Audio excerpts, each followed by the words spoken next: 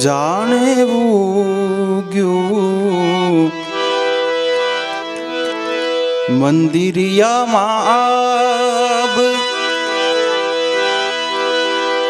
સતી માં તમારી આરતીએ જાણે ઉગ્યું મંદિરિયામાં વાલબાઈ તમારી આરતીએ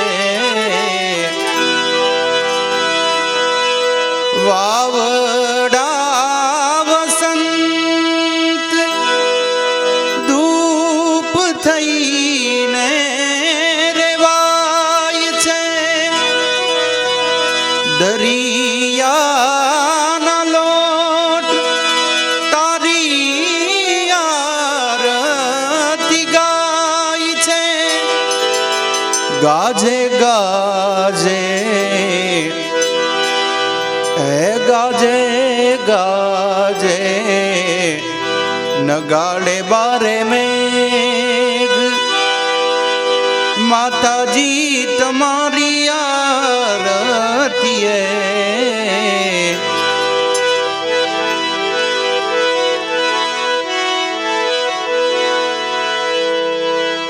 તારે હાથે મના કડા જડું બે લટુ મોકળી લાંબી માં આઈ લટુ મોકળી લાંબી તારે જણન જણન જાંજર જણકે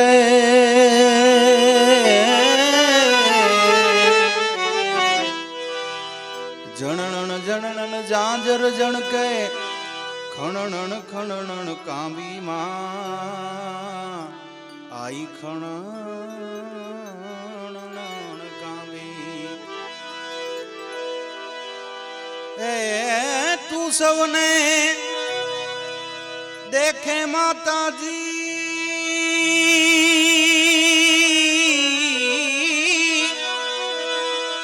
તું સૌને દેખે માતાજી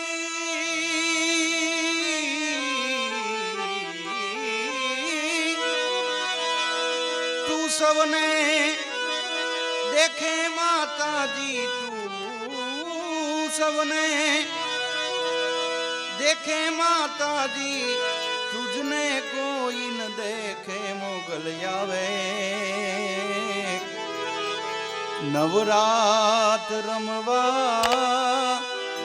केवा केवा वेसे मां आई के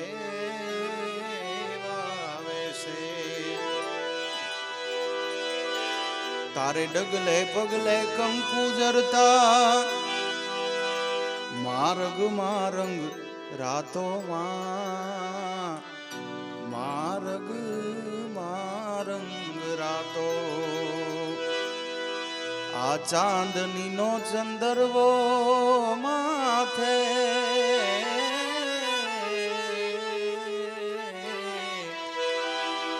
आ चांदनी नो चंदरवो माथे लीली कोर ने रातो मां आई लीली कोर ने रातो ए दाद कहे कवि दाद कहे भगुडानी मोगल दाद कहे भीमराणानी मोगल सदा साए रे से मोगल आवे नवरात रमवा केवा केवा वैसे मां आई के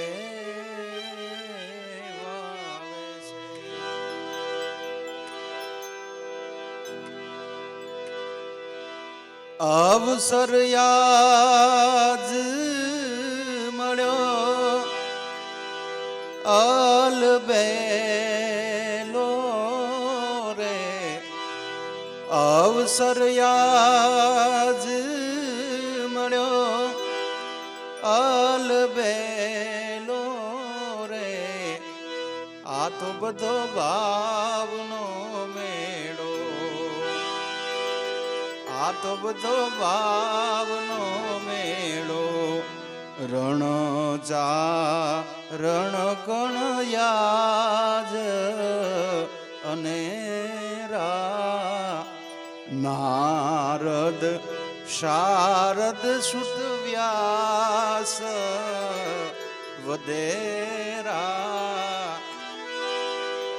એ ત્રિભુવન નાથ તરવેડો રે ત્રિભુવન નાથ તરવેડો રે આ છે બધો ભાવનો મેળો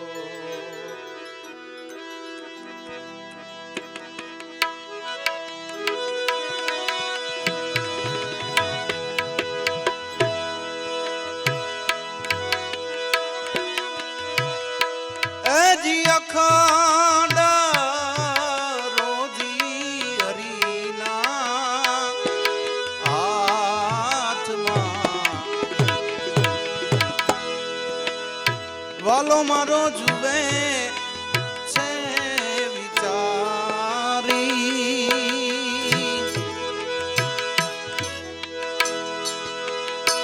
દેવા રે વાલો રે નથી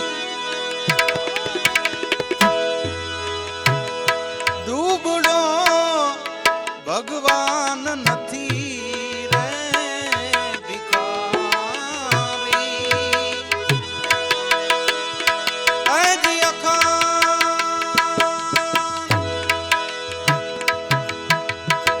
અખંડ રોજી હરીના હાથમાં હરીના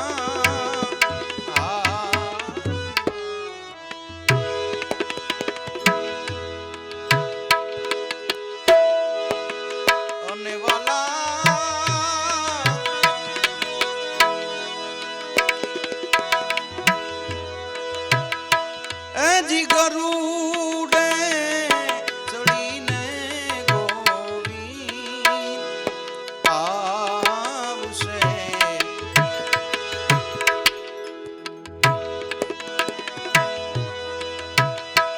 એજી ગરુડે ચડીને ગોવિંદ આવશે આવશે આવશે અંતર્યામી ભક્ત ઉદાહરણ બુદ્રો મેતા નર સીના સ્વામી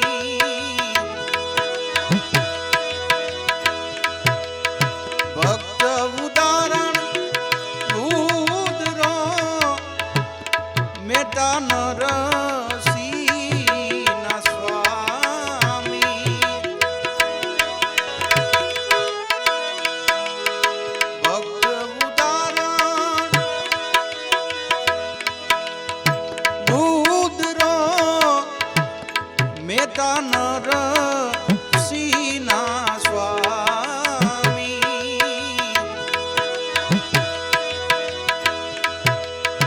ભક્ત ઉદાહરણ રુદ્રો મેતા નર સીના સ્વામી એજી અખંડ રોજી હરીના હાથમાં હરીના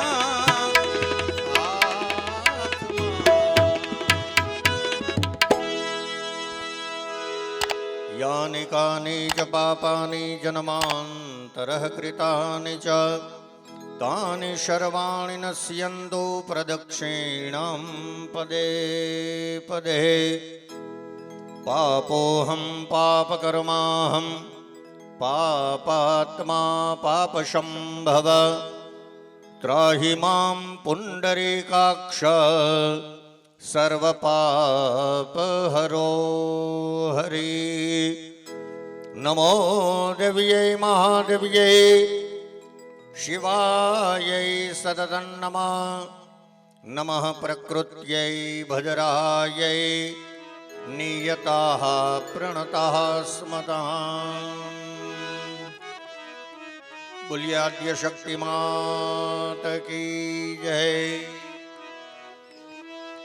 स्वस्ति श्री गणेशाय नमः। श्री नवदुर्गा देव्यै नमः। विघ्नेश्वराय वरदाय सुरप्रियाय लंबोदराय सकलाय जगद्धिताय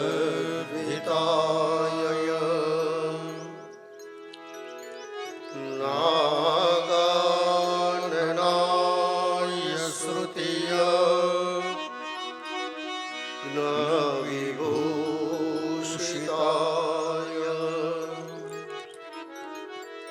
गौरीसुताय गणनाथ नमो नमस्ते। नमस्ते शारदे देवी सरस्वती मति प्रदे। वसत्वं मम जिह्वाग्रे सर्वविद्याप्रदा भव। सर्वस्वरूपे सर्वेशे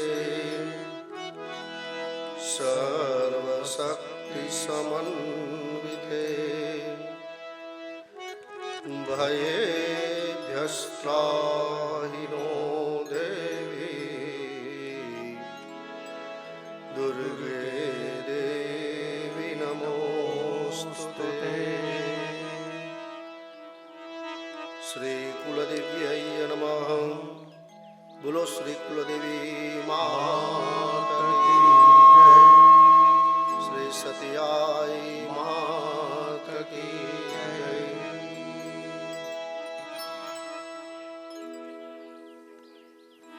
न तातो न माता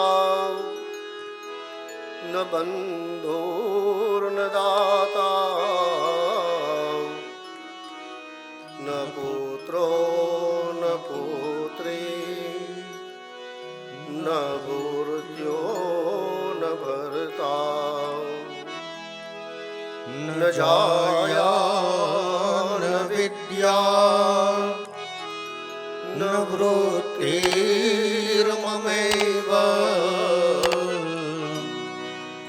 गतिस्त्वं गतिस्त्वं त्वमेका भवानी। भवाब्धावपारे महादुःखभीरो पपात प्रकामी प्रलोभी प्रमत्तः लयं वा कदाचित्। न जानामि भक्तिं व्रतं वापि मातर्गतिस्त्वं गतिस्त्वं त्वमेका भवानी। कुकर्मे कुसंगी कुबुद्धि कुदासः कुलाचारहीनः कदाचारलीनः कुदृष्टि कुवाक्य प्रबन्ध सदाहं गतिस्त्वं गतिस्त्वं त्वमेका भवानि प्रजेशं रमेशं महेशं सुरेशं दिनेशं निशीथेश्वरं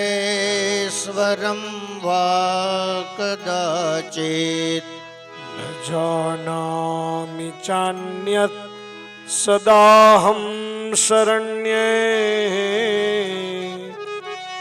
गतिस्त्वं गतिस्त्वं त्वमेका भवानि विवादे विषादे प्रमादे प्रवासे जले चानले पर्वते शत्रुमध्ये अरण्ये शरण्ये सदा मां प्रपाहि गतिस्त्वं गतिस्त्वं त्वमेका भवानि अनाथो दरिद्रो जरारोगयुक्तो महाक्षीणदीनः सदा जाड्यवक्त्रः विपत्तौ प्रविष्टः प्रणष्टः सदाहं गतिस्त्वं गतिस्त्वं त्वमेका भवानि गतिस्त्वं गतिस्त्वं त्वमेका भवानि गतिस्त्वं गतिस्त्वं त्वमेका भवानि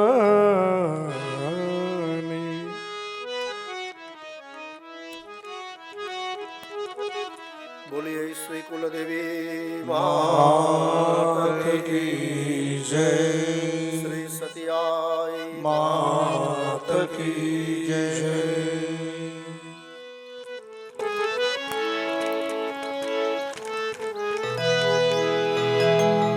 આઠમા દિવસની અંદર પ્રવેશ કરતા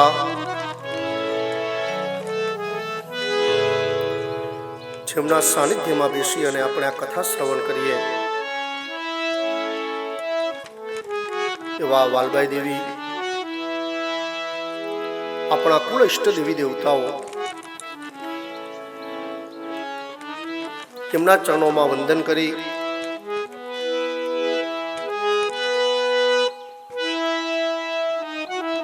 અને આઠમા દિવસની કથા બ્રાહ્મણી દેવીનું ચરિત્ર નું શ્રવણ કર્યું.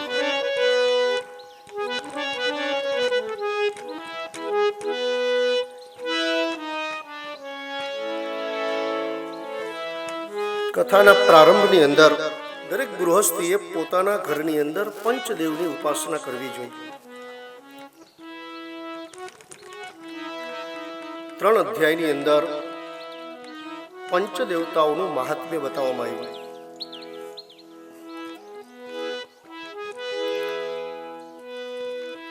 ક્યાં ક્યાં પંચદેવતાઓ છે કે શાસ્ત્રો અનુસાર આપણા ઘરની અંદર એમની સ્થાપના હોવી જોઈએ. આદિત્યમ ગણનાથમ ચ દેવી રુદ્રમ ચ કેશવમ દેવત્યમ ઇત્યુક્તમ ચ સર્વકામેષુ પૂજયેત. આદિત્યમ ભગવાન સૂર્યનારાયણની પ્રતિમા આપણા ઘરની અંદર હોવી જોઈએ. કેટલા માપની હોવી જોઈએ, કઈ ધાતુની હોવી જોઈએ એનું વર્ણન બતાવ્યું. ગણનાથમ ચ ગણેશજીનું સ્થાન હોવું જોઈએ. દેવી રુદ્રમ ચ કેશવમ. જગદંબાની પ્રતિમા હોવી જોઈએ. રુદ્ર એટલે બાણલિંગ અને કેશવ એટલે નારાયણ.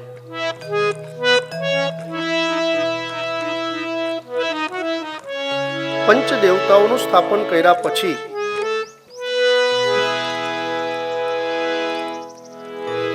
આપ શૈવ છો, આપ વૈષ્ણવ છો, આપ ગણપત્ય છો, જે પંચ સંપ્રદાયો છે, શાક્તાદ, જે આપણા ઈષ્ટદેવ હોય એ દેવની પ્રતિમા વચ્ચે રાખવી. બાકીના ચારે ખૂણાની અંદર ઈશાન, અગ્નિ, નૈઋત્ય અને વાયવ્ય એ બીજા દેવતાઓની સ્થાપના કરવી.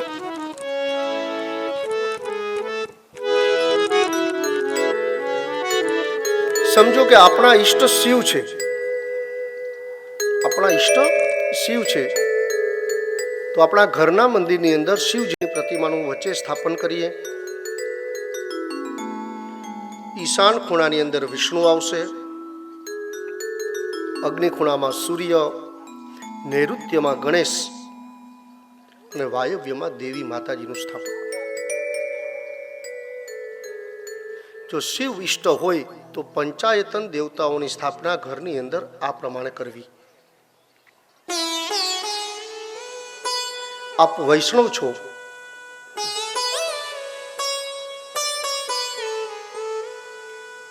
આપ વિષ્ણુના સાધક છો, તો પંચ દેવતાઓની અંદર મધ્ય ભાગની અંદર વિષ્ણુની સ્થાપના કરવી. ઈશાનમાં શિવ આવશે, અગ્નિ ખૂણામાં શ્રી ગણેશ, નૈઋત્યમાં સૂર્ય અને વાયવ્યમાં દેવી. આ રીતે પંચ દેવતાઓનું, વિષ્ણુ પંચદેવનું સ્થાપન થશે. આપ સૂર્ય સાધક છો, સૂર્યનારાયણની આપ ઉપાસના કરો છો. આપણા ઈષ્ટ સૂર્ય છે, તો પંચ દેવતાઓમાંથી મધ્ય ભાગની અંદર સૂર્યની સ્થાપના. ઈશાનમાં શિવ, અગ્નિમાં શ્રી ગણેશ, નૈઋત્યમાં વિષ્ણુ અને વાયવ્યમાં દેવી. આપ શાક્ત છો, આપ દેવીના શક્તિના ઉપાસક છો.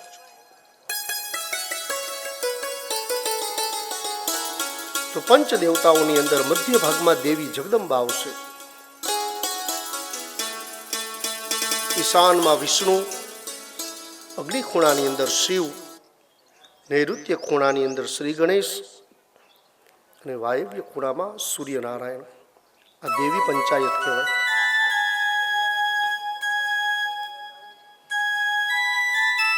આપ ગણેશ પ્રત્યે આપને પ્રીતિ છે, આપ ગણેશ સાધક છો,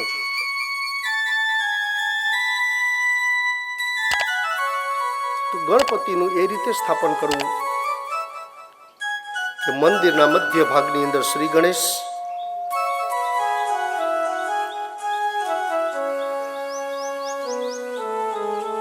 અને તેનાથી ઈશાન ખૂણાની અંદર વિષ્ણુ,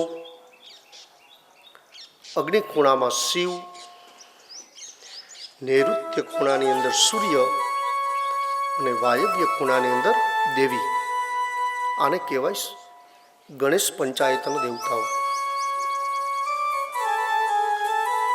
દરેક સનાતન ધર્મીના ઘરની અંદર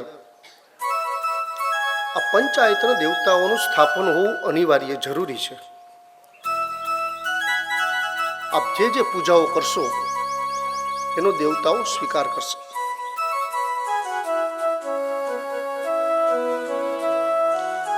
શાલિગ્રામ શિલાપ્યા મલલી તુલ્યા પૂજ્યા સૂક્ષ્મે વયા ભવેત. યથા યથા શિલા સૂક્ષ્મા તથા સ્યાતુ મહત ફલમ યથા યથા શિલા સૂક્ષ્મ્યા. વિષ્ણુ રૂપી આપ શાલિગ્રામની પૂજા કરો છો, તો જેટલી શાલિગ્રામની શિલા નાની હશે તસ્યા પૂજને મહત ફલમ, એનું પૂજાનું ફળ આપને વધારે મળશે.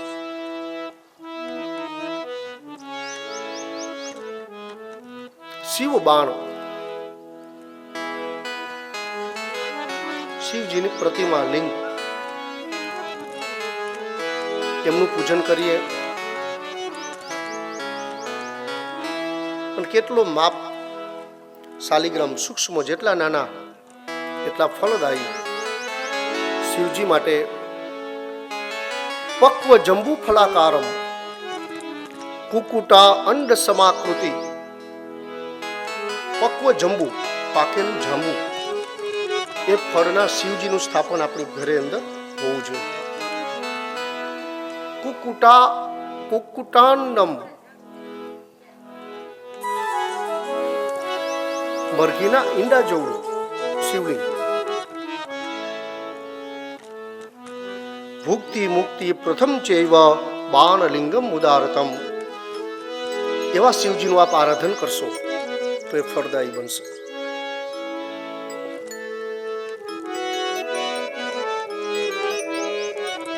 પછી એની અંદર ઘણા મતાંતરો છે.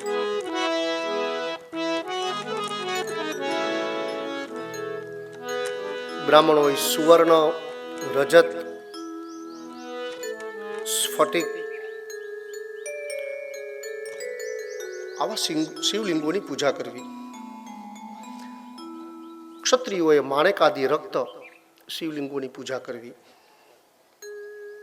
પોખરાજમાંથી બનાવેલા પુષ્પરાજ વૈશ્યોએ શિવ આરાધન કરવું.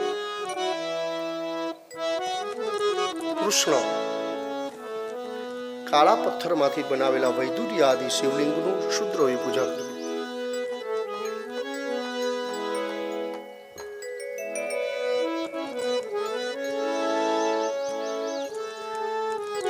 આ સર્વની અંદર ગઈકાલે આપણે બતાવ્યું એમ પાર્થિવ શિવ પૂજાનું મહત્વ એ વિશેષ ફળદાયી છે. આપના આત્માના કલ્યાણ માટે યથાસંભવ પાર્થિવ શિવલિંગનું નિર્માણ કરી ઓમ નમઃ શિવાય આ પંચાક્ષર મંત્રથી આરાધન કરી શકો છો.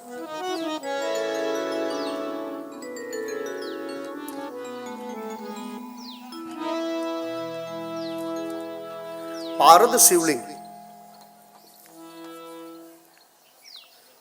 પારદ સંહિતા છે આખી. અનેક પ્રકારના ઔષધિઓનું મિશ્રણ, શિવ અનુષ્ઠાન, એના દ્વારા પારદ છે શિવજીનું તેજ, એમાંથી નિર્મિત થયેલી શિવલિંગ હોય છે.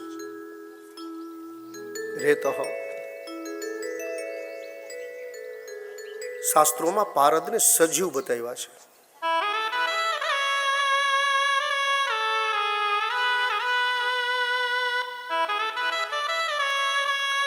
અનેક પ્રકારની ઔષધિઓ, એનું મિશ્રણ અને શિવ અનુષ્ઠાનો કરી અને પારદના શિવલિંગ નિર્માણ કરવામાં આવે છે. આ પ્રવાહી સ્વરૂપને ઘન સ્વરૂપમાં આપણે રૂપાંતર કરીએ છીએ. ઘણી બધી બહુ લાંબી ક્રિયા છે. યોગ્ય ગુરુ, સાધક અને રાસાયણ શાસ્ત્રનું જ્ઞાન, આ બધો સમન્વય હોય ત્યારે જ પારદમાંથી શિવલિંગ નિર્મિત થાય છે.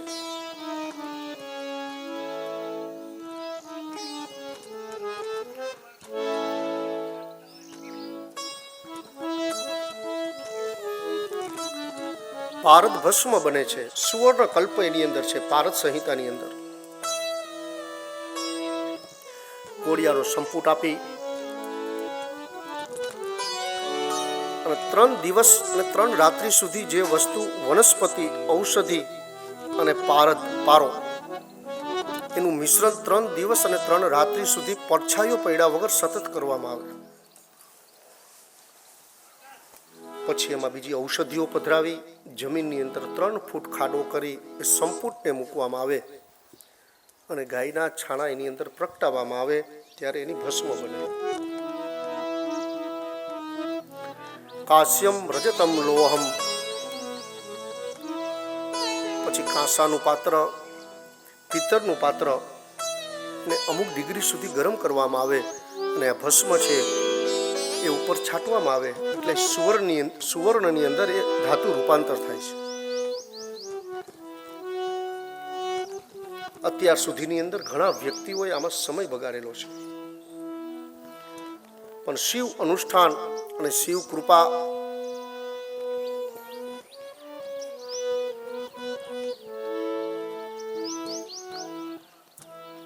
અને સિદ્ધિપ્રદ સંતો આગળ આ સિદ્ધિઓ હાલમાં પણ સચવાયેલી છે. આ બધી વિધિ વિધાનો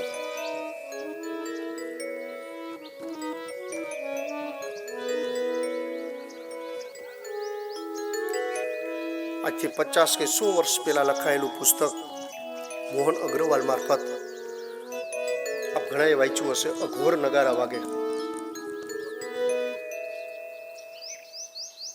એમની અંદર આનો ઉલ્લેખ છે કે શ્યામદાસ સાધુની સાથે એક રેલવેનો કર્મચારી માણસ હિમાલયની પરિક્રમા કરવા ગયો. નેપાળમાંથી હિમાલયમાં ગયા. એક ગુફાની અંદર આ મોહનલાલને બેસાડી ગયા કે હું મારા ગુરુને મળવા જાઉં છું, આ ગુફામાં તમે રોકાવો. શિયાળાનો સમય અને ચારે બાજુ બરફ. જે સાધુ એમને છોડી ગયા હતા એમના ગુરુભાઈની એ ગુફા હતી.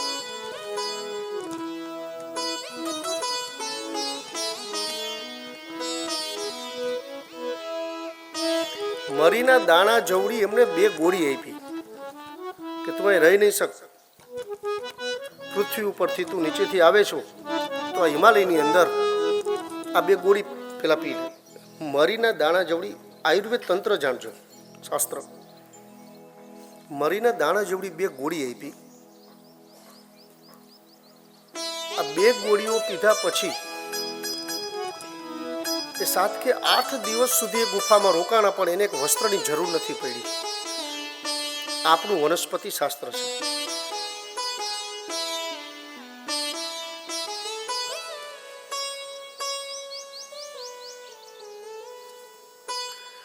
સુવર્ણ જમીનમાંથી નિર્મિત થાય છે.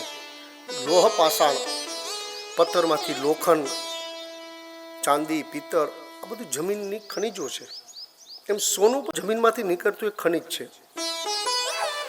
ઓછા પ્રમાણમાં નીકળે એટલે આપણા માટે કિંમતી ધાતુ બની ગઈ છે.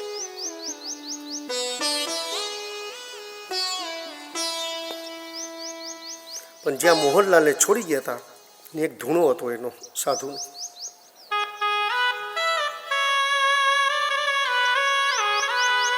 તેથી 8-10 કિલોમીટર હિમાલયમાંથી ઉતરી અને નીચે જવાતું. એટલે સવારે મોકલે, 3 વાગે સાધુ ક્યાંક નાવા ધોવા જાય અને 6:30-7 વાગે આવે. અને મોહનલાલને નીચે મોકલે, જરૂરિયાત જેવી વસ્તુઓ છે એ મગાવી લે. 1, 2, 3, 4, 5 દિવસ થયા પછી આમની આગળ જે લૌકિક પૈસા આપણા અહીંના જે પૈસા લઈને ગયા હતા એ એમની આગળ ખાલી થઈ ગયા. 5મા દિવસે સાધુએ કીધું કે એટલી વસ્તુ લઈ આવજો. કે મહારાજ હવે મારી આગળ પૈસા નથી. તેના સામું જોઈ અને શ્યામદાસના ગુરુભાઈએ દાંત કાઢ્યા અને ધૂણામાં એની બાજુમાં એને બેસાડ્યા. આ પુસ્તકમાં ક્રિયાનો ઉલ્લેખ નથી કે કઈ ક્રિયા કરી છે. રાસાયણિક ક્રિયા કરી છે, પણ ઉલ્લેખ નથી કર્યો કે કેટલી વસ્તુને કયા પ્રમાણમાં લીધી છે. પણ એમને એક કમંડલમાંથી કોઈ વસ્તુ લીધી, બીજા કમંડલમાંથી અને કંઈક ઔષધિ, તુલસી આદિ કંઈક ઔષધિઓ હતી, એને હાથની અંદર મિશ્રણ કરી અને ધૂણાની અંદર રાખ ને ભભૂતિને, એટલે આપણું વાંચન એટલે આપણે ખ્યાલ આવે કે એમને એ તપાયું સંપુટ આપીને. પણ 5 મિનિટમાં સોનું બનાવી અને મોહનલાલને આપ્યું કે આ વેચી અને જે જરૂર છે એ બધું સામાન લેતા આવો.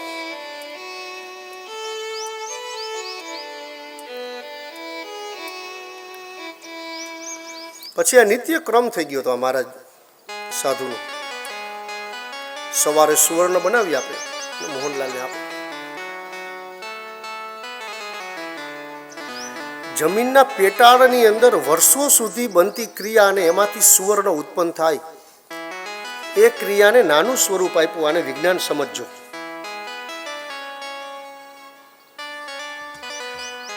જમીનના પેટાળની અંદર અમુક નક્ષત્ર ગ્રહો યોગ અનુસાર વરસાદ આવે, અંદરથી લાઈમ ચૂનાનો ભાગ, પથ્થરનો ભાગ, લોખંડ, આખી ક્રિયા થતી હશે એટલે એમાંથી સુવર્ણ નિર્માણ થાય છે. પણ જમીનના પેટાળમાં બનતી વસ્તુ 5 મિનિટમાં બનાવી અને આપવી, એ ટેકનોલોજી કેવડી?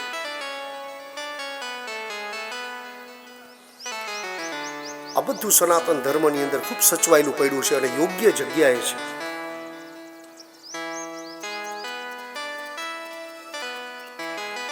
સારું એ છે કે સાંસારિક માણસો આગળ આ બધું નથી.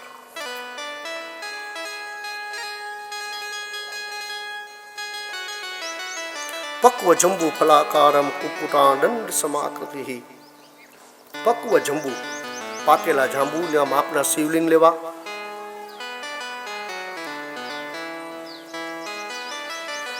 ઘરની અંદર સ્થાપન કરી અને એમની યથોક્ત શક્તિ આપને જે ફાવે એનું પૂજન અર્ચન કરવું. અને સંભવ હોય તો નર્મદાજીથી લઈ આવેલું શિવલિંગ ઘરની અંદર પૂજા કરવી. બાણલિંગમ ઉદારતમ.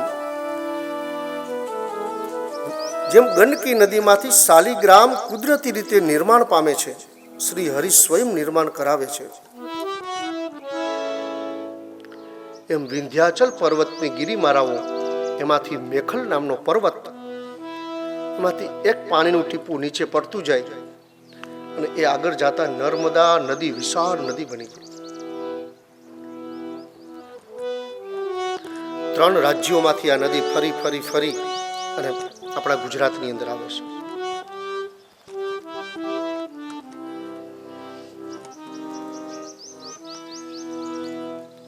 કાલિદાસે એના સમયની અંદર જે નર્મદાજીનું વર્ણન કર્યું છે કે ઉપર જાંબુના ઝાડ છે, રાજસ્થાનથી જે ગુજરાતમાં નદી આવે છે ઉપર પક્વ જાંબુના ઝાડ છે,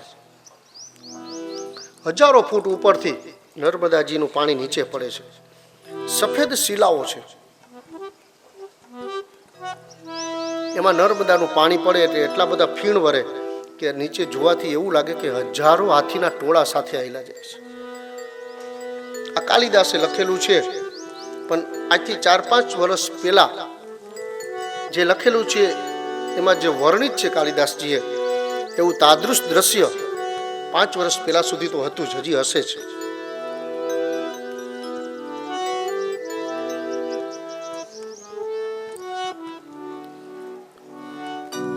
ઓમકારેશ્વર જ્યાં કુંડ આવેલો છે, એ કુંડમાંથી આગળ પ્રવાહિત થઈ અને નર્મદાજી આગળ વધે છે. નૃત્યથી મિતિ નર્મદા, નૃત્ય કરતા કરતા આવે છે એટલે નર્મદા કહે છે. શિવજીના પ્રસ્વેદમાંથી ઉત્પન્ન થયા એટલે નર્મદા કહેવાય છે. અને શાસ્ત્રોમાં કોઈ દેવતાઓ એવા નથી લખ્યા કે જેમને નર્મદા તટની અંદર તપશ્ચર્યા ન કરેલી હોય.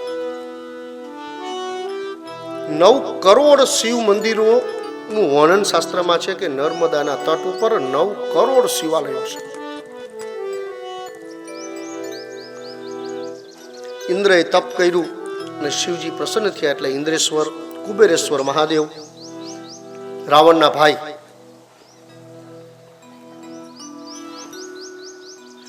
એમને તપશ્ચર્યા કરી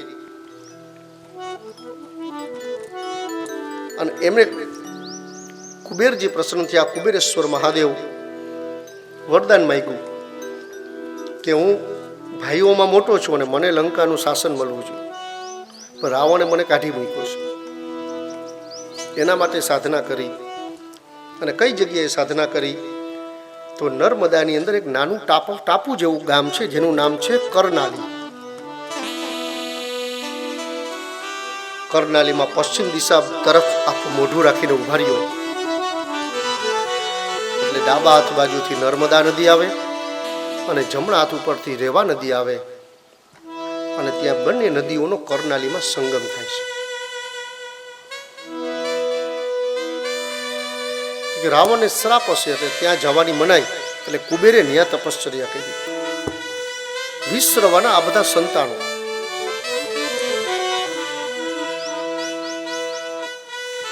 શિવજી પ્રસન્ન થયા કે તારે જે જોઈ તે આપવું, પણ રાવણ પણ મારો જ ભક્ત છે એટલે હું કોઈનું અનિષ્ટ ન કરી શકું. એટલે શિવજીએ જેને મંત્રનું જ્ઞાન આપ્યું અને એને જગદંબાનું આરાધન કર્યું કુબેરજીએ, અને ત્યાં જગદંબાનું પણ સ્થાપન છે. પછી શિવ અને પાર્વતીએ સાથે મળી અને કુબેરને રાવણ કરતા પણ અનેક ગણો સંપત્તિવાન બનાવી દીધો. એમને દેવતાઓના ખજાનચી બનાવ્યા કે રાવણને કંઈ જોતું હશે તો દેવતાઓ આગળ માગશે, પણ દેવતાઓ તમારી આગળ માગવા આવશે, એવું પદ આપી દીધું. પુષ્પક વિમાન કુબેરનું આપેલું હતું દેવતાઓએ. રાવણ કુબેર આગળથી પુષ્પક વિમાન લઈ ગયેલું. ત્યાં નર્મદા નદીનો તટ છે. નર્મદા સર્વત્ર દુર્લભા ત્રિપુષ્ઠાને વિશેષતઃ. આ તો આપણા નજીકમાં છે એટલે આપણે એ તીર્થનું મહાત્મ્ય વાંચીએ છીએ. બધા તીર્થો એવા જ છે. નર્મદા સર્વદા દુર્લભા. ગંગાજીમાં તમે સ્નાન કરો તો પાવન બનો, યમુનાજીના જળનું આચમન કરો તો આપ પવિત્ર બનો. પણ નર્મદાજીનું મહત્વ એટલું છે કે નર્મદા દર્શને, નર્મદાના દર્શનથી આપ પવિત્ર બની જાઓ છો.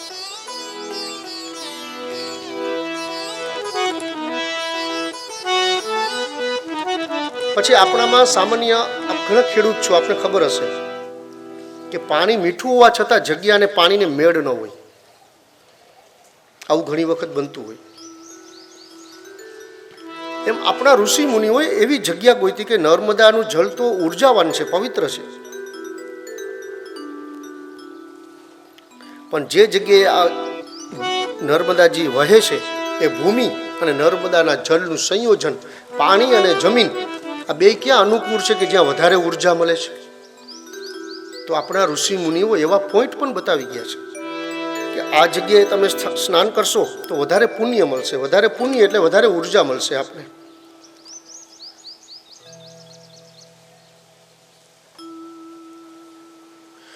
ઓમકારે ચ ભૃગુ ક્ષેત્રે રેવોરી સંગમે તથા.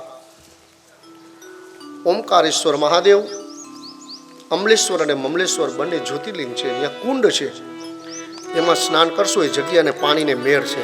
જગ્યા પુણ્યદાયક છે અને જલ પણ પુણ્યદાયક છે. ત્યાં આપણી મુક્તિ નિશ્ચિત બનશે. ભૃગુ ક્ષેત્રે જ્યાં બલિરાજાએ અશ્વમેઘ યજ્ઞો કર્યા એ ભૃગુધરા, ભરૂચ આગળનો વિસ્તાર. રેવોરી સંગમે તથા. રેવોરી સંગમ એટલે આ કર્ણાલી ગામ. દિવંગત આપણા સાંસદ અરુણ જેટલીએ દત્તક રાખેલું સાંસદ ગામ એટલે કર્ણાલી ગામ. સાંસદ નિધિથી છેલ્લા 10 વર્ષની અંદર બહુ વિશાળ સ્વરૂપ આ ગામને આપવામાં આવ્યું છે. અને અમાસને દિવસે આ દર્શનનો બહુ મોટો લાહો છે. આપ સવારે 4 વાગે ઉભા રહ્યો એટલે લગભગ રાત્રિના આપનો વારો આવે, એટલા જનસંખ્યાનું માણસો હોય છે. ત્યાં રેવોરી સંગમ થાય છે. અને મેં આપને બતાવ્યું કે કુબેરે સાધના કરેલા શિવજી કુબેરેશ્વર મહાદેવ એનું ત્યાં સ્થાપન છે.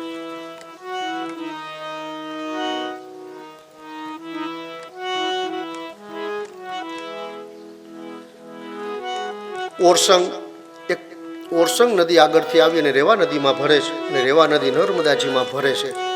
આ 3 નદીઓનો સંગમ ત્યાં થઈ જાય એટલે ત્રિવેણી સંગમ, રેવોરી સંગમ એવું નામ આપવામાં આવ્યું છે. ને આપ સ્નાન કરશો, આપ પવિત્ર અને પુણ્યશાળી બનશો. કેવળ નર્મદાના દર્શન માત્રથી આપ પવિત્ર બનો છો, તો વિચારો કે સ્નાન કરશો જલની અંદર તો કેટલા પવિત્ર બનશો. સર્વત્ર દુર્લભા.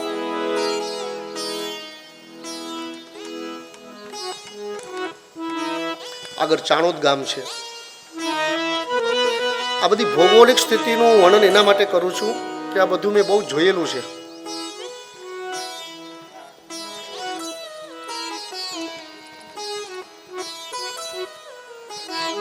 ચાણોદની અંદર આપણે ઘણી વખત વાંચ્યું હશે કે નાગદોષની વિધિ વિધાન આપણે કરીએ ત્યારે નર્મદા નદીના કિનારે ચાણોદની ભૂમિમાં કરીએ તો વિશેષ ફળદાયી બને છે.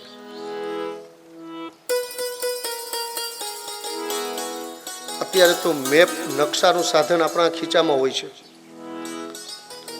ચાણોદ ગામની ભૌગોલિક પરિસ્થિતિ જોશો એટલે તમને ખ્યાલ આવશે કે સર્પાકાર આકૃતિ છે. ચાણોદનો નર્મદાનો કિનારો છે જે ચાણોદનો એ સર્પાકાર છે અને ત્યાંથી જે નર્મદાજી સમુદ્રમાં આગળ વધે છે એ પંચ ફેણ સર્પની થઈ જાય છે. આવો ભૌગોલિક નકશો છે ગામનો. ગયાજીનો મેપ જોશો આપ બિહારમાં, પિતૃ શ્રાદ્ધની ભૂમિ. ગયા રાક્ષસ વિષ્ણુની ઉપાસક મૃત્યુ પામ્યા એટલે વિષ્ણુએ વરદાન આપ્યું કે તારી પીઠ ઉપર જેટલા પિતૃઓના શ્રાદ્ધ કર્મ થશે બધાને મુક્તિ મળશે. આજ તમે મેપ ઉપર ગયાનો નકશો જોશો એટલે રાક્ષસ સૂતો છે ને એવી આકૃતિ આવશે ગયાની. અત્યાર સુધી આપણે આવું જોઈ નહીં શકતા, હવે બધું સંભવ છે.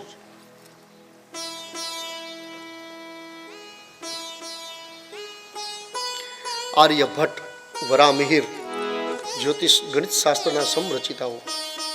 આ પૃથ્વી ગોળ છે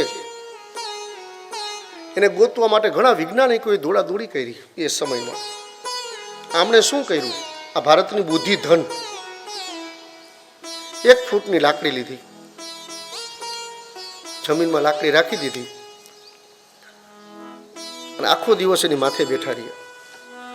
જેમ સૂર્યનારાયણનો પરછાયો લાકડી ઉપર ફરે ને આખી લાકડી ફરી એટલે ગોળ કુંડારું કર્યું એટલે સાબિત કરી આપ્યું કે પૃથ્વી ગોળ છે.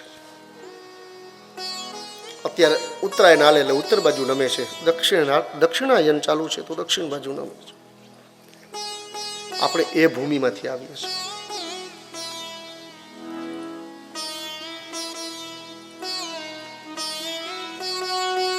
દધિ શંખ તુષારાભમ ક્ષીરોદારણવ સંભવમ નમામિ શશિરમ સોમમ શંભોર મુકુટ ભૂષણમ. ચંદ્રનો પુરાણોક્ત શ્લોક.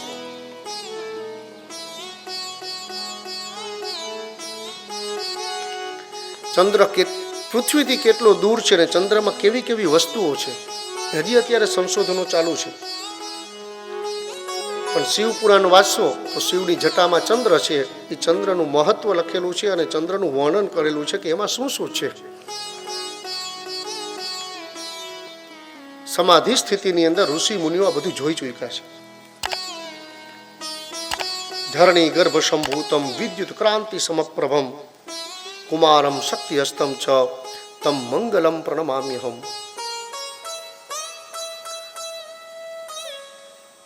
ધરણી ગર્ભ સંપૂર્ણમ મંગળ તો પૃથ્વી જેવો ન્યા વાતાવરણ છે એટલે પૃથ્વીનું સંતાન છે. વિદ્યુત કાંતિ સમપ્રભમ ફોસ્ફરસની માત્રા અને વિદ્યુતની માત્રાની વધારે છે. ગ્રહોની અંદર સેનાપતિ છે અને લાલ વર્ણ છે. કેટલા કેટલા ખનિજ તત્વો છે તો પૃથ્વી કરતા અનેક ગણા ખનિજો મંગળની અંદર છે એવું શાસ્ત્રોમાં લખ્યું છે. આવી રીતે 9 ગ્રહોનું વર્ણન છે. પૃથ્વીથી સૂર્ય કેટલો આગળ છે એ તુલસીદાસે હનુમાન ચાલીસામાં લખી આપ્યું. જુગ સહસ્ર જોજન પર ભાનુ લીલ્યો તાહી મધુર ફલ જાનું. કે પૃથ્વી અને સૂર્યનું એટલું અંતર છે, એ સૂર્ય એટલું દૂર છે.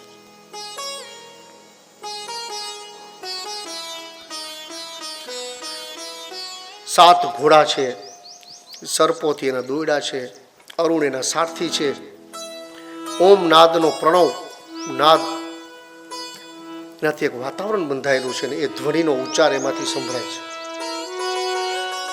મેરુ પર્વતની પરિક્રમા કરે છે સૂર્યનારાયણ, એટલે દિવસ અને રાત એ આપણે અનુભવ કરીએ છીએ. મેરુ પર્વત એટલો ઊંચો છે આકાશ જેટલો કે એને ટપી શકાતો નથી, એટલે આપણે માળા કરીએ, બે પારા ભેગા આવે, ઉપર મેરુ આવે, એટલે આપણે મેરુથી પાછા વળી જાય છે. મેરુ ટપાય નહીં.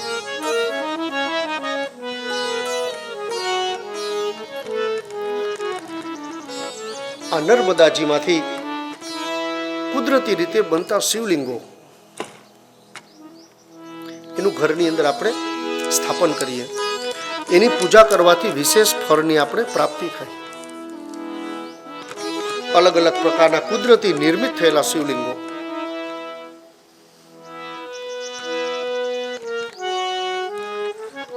જેટલા વેચાતા હોય તમે સામે જોવો એટલે તમને એમ થાય કે બધા લઈ લે.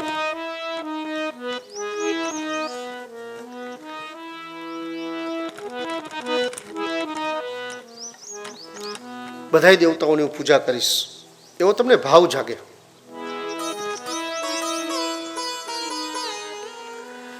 શિવલિંગમાં કોઈ બાધ નથી.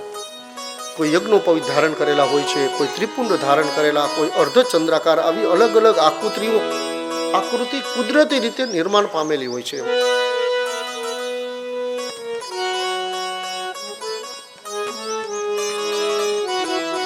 એમાંથી બાણ લિંગ લઈ આવી 3 ભાગ તે થાલું બનાવીએ, એમાં 3 ભાગ શિવલિંગ એ અંદર રહીએ અને 1 ભાગ ઉપર રહીએ, એવી રીતે થાલાનું નિર્માણ કરવું. 3 આટાવાળો ઉપર નાગ રાખવો.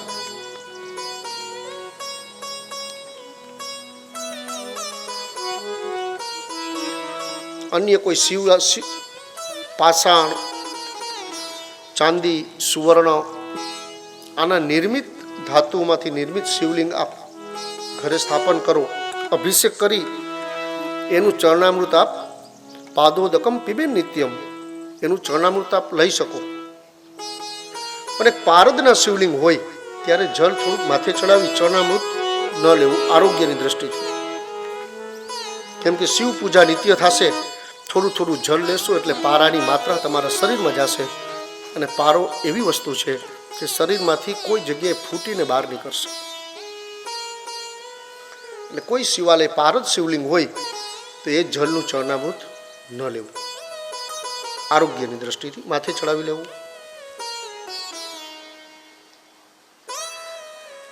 જે શિવજી ઉપર આપ દૂધ, ચંદન, પાણી, શેરડીનો રસ, મધ આપ જે પણ કંઈ ચડાવો છો એ કોઈને કોઈ માધ્યમથી પૃથ્વીના પેટાળમાં જાય છે. ગઈકાલે આપણે સમજાયું એમ અનેક ગણી ઉર્જા પૃથ્વીના પેટાળમાં છે, જેને તમે લાવા તરીકે ઓળખો છો. શિવજી છે એ અણુનું કેન્દ્ર છે. સૌરાષ્ટ્રે સોમનાથમ ચ શ્રીશૈલે મલ્લિકાર્જુનમ ઉજ્જૈન્યમ મહાકાલમ ઓમકારમ મમલેશ્વરમ, આ જેટલા જેટલા જેટલા શિવજીના સ્થાપનો છે, જ્યોતિર્લિંગો છે, આ અમુક અંતરે છે, નિશ્ચિત અંતરે છે, જે આપણી આ ભૂમિને એક એનર્જી, સારી ઉર્જા આપે છે. ઘણું બધું વિજ્ઞાન છે આની અંદર કે આપ જે શિવાલયની અંદર જળ ચડાવો છો, દૂધ ચડાવો છો, એ કોઈ ને કોઈ માધ્યમથી પૃથ્વીની અંદર જાય છે. અંદરનો લાવા આ શિવજીમાંથી પરિવર્તિત થયેલું જલ અંદર જાય એટલે અંદરનો અગ્નિ શાંત રહે છે, એટલે ભૂકંપ આદિ ક્રિયાઓ ઓછી થાય છે.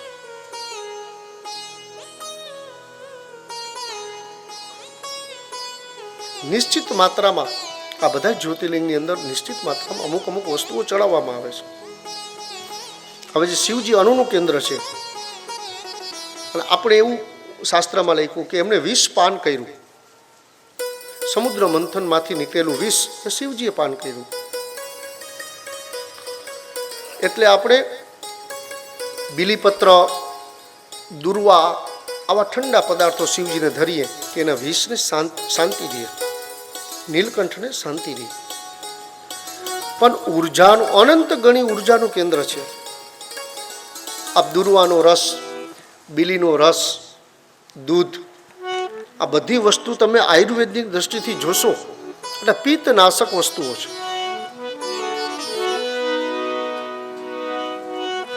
આ જળ બધું પૃથ્વીના પેટાળમાં જશે અને પૃથ્વી છે ધરા શાંત બનશે.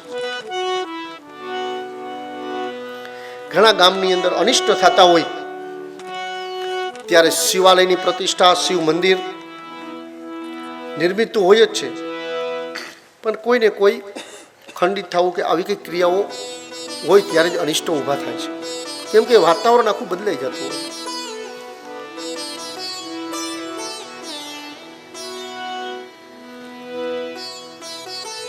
પછી ટેન્કરના મોઢે એની ઉપર દૂધનો અભિષેક કરવામાં આવે, ધરા શાંત. જમીનમાં જેટલું ગાયનું દૂધ જશે, આવરણ આવી જશે. ધરા સારી, પૃથ્વી સારી એનર્જી આપતી. જેને તમે રેડિયો એક્ટિવ કિરણો સમજી શકો અને શાંત કરે. બીલીપત્ર, બીલીનો રસ, દુર્વા, પંચામૃત એને શાંત કરે. સુંડા દંડેન દંતાભ્યામ શોભનાભ્યામ મહામતી. ગણેશજીની સ્થાપના પંચદેવમાંથી ત્રીજા ગણેશજી. એકેન વાથદંતેન રક્ત બિંદુ ભિસિંચતી.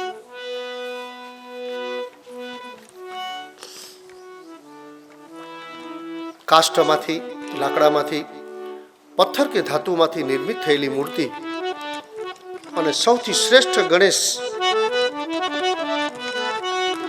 એટલે સફેદ આકડાના મૂળમાંથી પ્રગટ થયેલા ગણેશજી એ સર્વશ્રેષ્ઠ અર્ક ગણેશ પ્રતિમા જેને કહેવાય. 12 વર્ષની સાધના પછી એ ગણેશજી એમાં પ્રગટ થાય. એના માટે સાધકે 12 વર્ષ સુધી રાહ જોવી પડે. સ્વપ્નમાં શ્રી ગણેશ દર્શન આપે, પછી આપ અર્કનું ઝાડ છે એને નૈવેદ્ય પૂજન આદિ કરો અને સ્વપ્નની અંદર બતાવેલી દ્રષ્ટિથી અને એ રીતે જ ગણેશજી આપને ઘરે પધારે છે.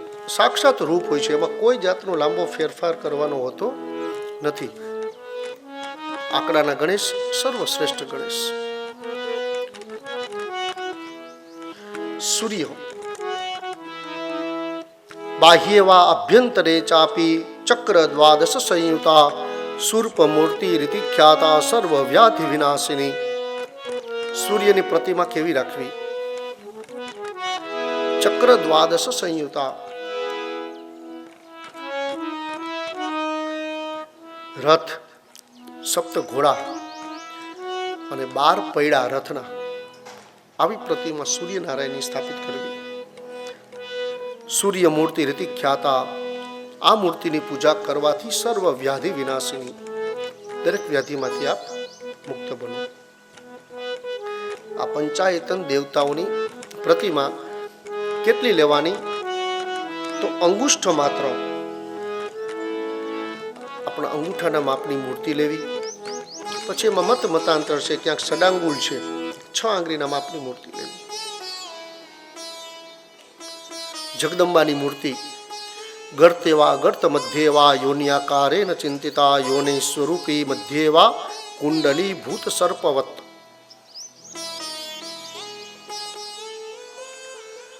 સિંહ ઉપર અસવાર થયેલા હોય,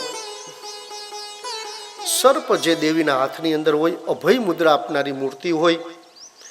પછી આપ જેટલી એક જ બીબામાંથી બનેલી મૂર્તિ આપ 100 મૂર્તિ બનેલી જોશો, એના મૂર્તિના 6 લક્ષણો હોય છે. એ લક્ષણો જોઈ અને મૂર્તિ લેવી. એક જ બીબામાંથી બનેલી મૂર્તિ, પણ બધાના ભાવ અલગ અલગ હશે. કોઈ મૂર્તિને બધી એક સરખી જ હશે, કોઈ બધી અભય આપનારી જ હશે, હાથ ઊંચો જ હશે. પણ જેટલી મૂર્તિઓ છે બધાના ભાવ અલગ અલગ હશે. કોઈની આંખો વધારે ખુલ્લી હશે એટલે વિસ્મયકારક મૂર્તિ, કોઈ આંખ નમેલી હશે, શાંત સ્વરૂપ. કોઈ મૂર્તિ હસતી હશે તો પ્રસન્ન વરદ મૂર્તિ.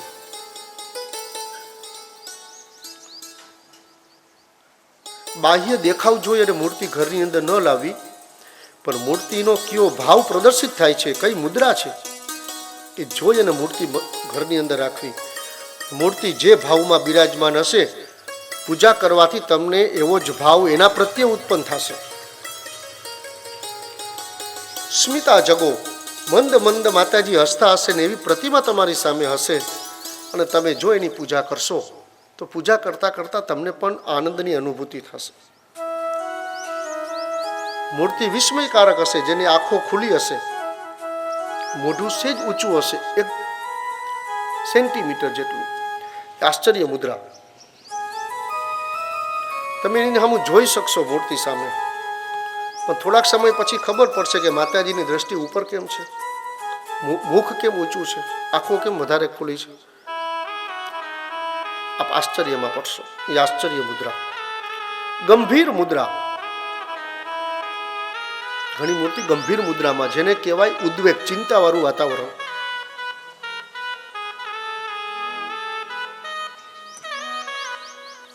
મૂર્તિના ભાવ જોઈ અને મૂર્તિ સ્વીકારવી અને એ પછી જ પૂજામાં રાખવી. શક્તિ કુંડલિની સાતુ દેવાનામપી દુર્લભમ. જગદંબાની શક્તિ અપરંપાર છે. કુંડલીની શક્તિ સાથે એને કનેક્શન રહેલું છે, જોડાયેલા છે. દેવ સ્પર્શ. દેવતાઓને ક્યારે ક્યારે મંદિરમાં, ઘરનું મંદિર છે, હજી આપણે દેવ મંદિરમાં નથી ગયા, આપણે ઘરના મંદિરમાં વાત કરીએ. વ્યવસ્થા મંદિરની સમજાવી દઉં કે તમારા જે કુલ ઇષ્ટ દેવી દેવતાઓ છે એ મૂર્તિ સામે રાખવી અથવા છબી સામે રાખવી. આપ જો માતાજીના સાધકો છો તો મંદિરની વચ્ચોવચ્ચ જગદંબાની મૂર્તિ રાખવી અને સેજ બધાય દેવતાઓ કરતાં થોડુંક નાના બાજોટ ઉપર ઊંચી રાખવી. દેવીના ઈશાન ખૂણામાં વિષ્ણુની સ્થાપના કરવી, અગ્નિ ખૂણામાં શિવની સ્થાપના કરવી, નૈઋત્ય ખૂણાની અંદર ગણેશજીની અને વાયુ ખૂણામાં સૂર્યનારાયણની, એટલે આ દેવી પંચાયતન બનશે. યથાવિધિ અનુસાર એનું પૂજન અર્ચન કરવું. સ્પર્શ. આ દેવતાઓને ક્યારે સ્પર્શ કરાય અને ક્યારે ન કરાય. તો સૂતકે મૃતકે ચૈવ, જ્યારે આપણે વૃદ્ધિ સૂતક હોય, આપણા પરિવારમાં કોઈ જન્મ થયો હોય બાળકનો, વૃદ્ધિ સૂતક, કોઈ વડીલો મૃત્યુ પામ્યા હોય તો એ સૂતક, એમાં દેવ મંદિરને અડવું નહીં. સ્ત્રીણામ અનુપતિતાનામ શુદ્ધાનામ ચ નરાધિપ સ્પર્શને નાધિકારોસ્તિ વિષ્ણુ વા શંકરસ્ય ચ. પતિત, પોતાના માર્ગમાંથી ભ્રષ્ટ થયેલો વ્યક્તિ, એને કહેવાય પતિત. બ્રાહ્મણ છે, બ્રહ્મ કર્મમાંથી પતિત થયા હોય તો એને મૂર્તિ સ્પર્શ કરવાનો અધિકાર નથી. ક્ષત્રિય છે, ક્ષત્રિય કર્મમાંથી તિરસ્કૃત થયા હોય તો એને પછી મૂર્તિ સ્પર્શનો અધિકાર નથી. અધિકાર પાછો કઈ રીતે મળી શકે એનું આગળ વર્ણન આવશે. ભૂલ તો જીવ માત્રથી થતી હોય, પણ જીવ ભૂલનું નિવારણ એ પણ રુદ્રાક્ષ મહાત્મ્યના 4 અધ્યાયો છે, એની અંદર બતાવ્યું છે.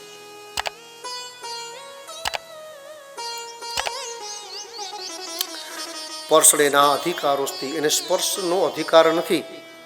વિશેષ કરી અને વિષ્ણુર્વા શંકરસ્ય ચ, વિષ્ણુ અને શંકર એને તો બિલકુલ નહીં. અતએવ શિવાલય દેવાલય દેવ્યાના મૂર્તિનામ પર્યુષાપી પુષ્પાણી નિર્માલ્ય ઉત્સર્જને પૂર્વકમ પ્રથમમ પૂજનાદો નિયુક્તા.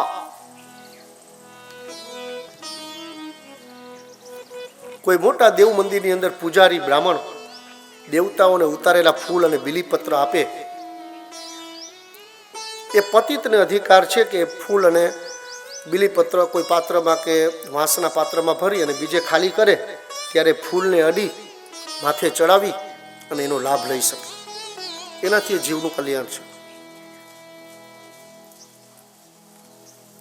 બહુ ગર્ભગૃહની અંદર જવાનો આગ્રહ ન રાખવો. દેવાલયની અંદર વિશેષ સુવિધા અમને પ્રાપ્ત થાય એવો આગ્રહ ક્યારેય ન રાખવો. વીઆઈપી સુવિધાનો ભાવ ન રાખવો. પરમાત્માના સુવિધા અને વૈભવ આગળ આપણે કાંઈ નથી. દેવાલયની અંદર જઈ લક્ષ્મીનો હાસ કરીએ, મજા કરીએ, ને આપણો વૈભવ બતાવી પૈસા આપીને આગળ ઊભા રહી જાય, સમજો તો આ પાપ જ છે. શ્રી હરિની કૃપાથી આપ સંપત્તિવાન થયા છો, સારું છે, પણ એ જ સંપત્તિ શ્રી હરિની સામે બતાવો નહીં. એને જ ખરીદવાનો પ્રયાસ ન કરો. સામાન્ય જન ઊભા છે, લાઈનમાં ઊભા રહ્યો. તમે જે દર્શન કરવા જે ભાવથી ગયા છો, જેટલી વાર ઉપસો વધારે એટલો વધારે લાભ છે, એટલું ભગવાનના નામનું સ્મરણ થશે.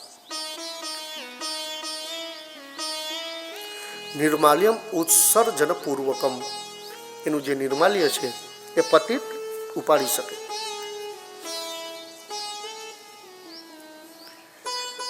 ગૃહસ્થીએ કેટલા ઉપચારોથી દેવતાઓની પૂજા કરવી. સામાન્ય બધાય ભણેલા હોતા નથી, સંસ્કૃત જ્ઞાતા, તો કેવા ઉપચારોથી પૂજા કરવી અને કેવા સમયે કરવી, આ બધું નારદજી પૂછે છે નારાયણ. તો પંચોપચાર સર્વદા શ્રેષ્ઠમ.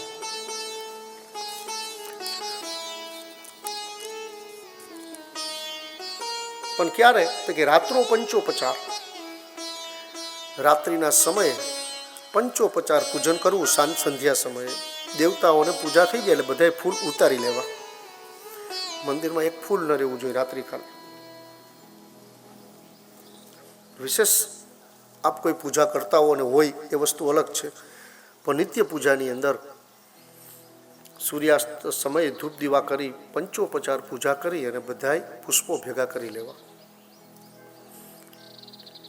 મધ્યાહ્ને અનૃયુક્તમ ચ, પ્રાતઃ મધ્યાહ્ન પુષ્પ ચડાવી શકો. આસનમ સ્થાન વસ્ત્રાણી ભૂષણમ ચ વિવર્જયેત, રાત્રો દેવાર્ચનમ તેશ્ચ પદાર્થે હિ પંચભિષ તથા. રાત્રો કાલે દેવતાઓને આસનમ, સ્નાન, વસ્ત્ર, ભૂષણ એટલે આભૂષણો અને પુષ્પ એ વર્જ્ય છે, એટલે એનાથી થોડા દૂર એને ઉતારી લેવા. આભૂષણો પહેરાવ્યા હોય તેને મુક્ત કરવા.